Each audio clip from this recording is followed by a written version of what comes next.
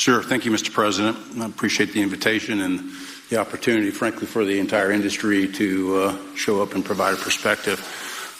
Frankly, we've been kind of unresponsive to the press regarding Venezuela, but I guess today's the opportunity to address the press directly with respect to a number of questions that have been asked of ExxonMobil.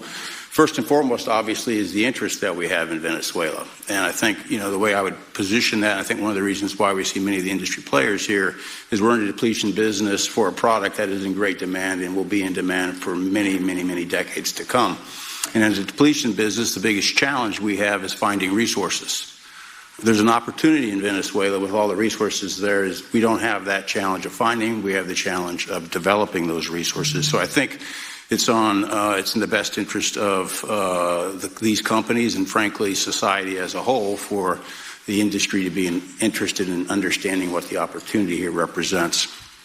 I'll just share a philosophy that ExxonMobil has when we enter countries, because we do business all around the world in a number of different regimes. We take a very long-term perspective. The investments that we make span decades and decades, so we do not go into any opportunity with a short-term mindset. And there's a value proposition that we have to meet. It has to be a win-win-win proposition. Obviously, it has to be a win for the company and our shareholders and to generate a return for the investments that we make. It has to be a win for the government. The resources are an important source of revenue that helps support the people of the places that we do business.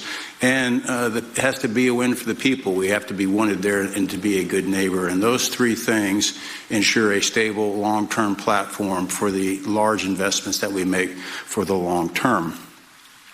With respect to Venezuela in particular, we have a very long history in Venezuela. In fact, we first got into Venezuela back in the 1940s. We've had our assets seized there twice. And so you can imagine to re-enter a third time would require some pretty significant changes from what we've historically seen here and what is currently the state. If we look at the legal and commercial constructs and frameworks in place today in Venezuela, today it's uninvestable. And so significant changes have to be made to those commercial frameworks, the legal system. There has to be durable investment protections, and there has to be a change to the hydrocarbon laws in the country. We're confident that with this administration and President Trump working hand in hand with the Venezuelan government, that those changes can be put in place.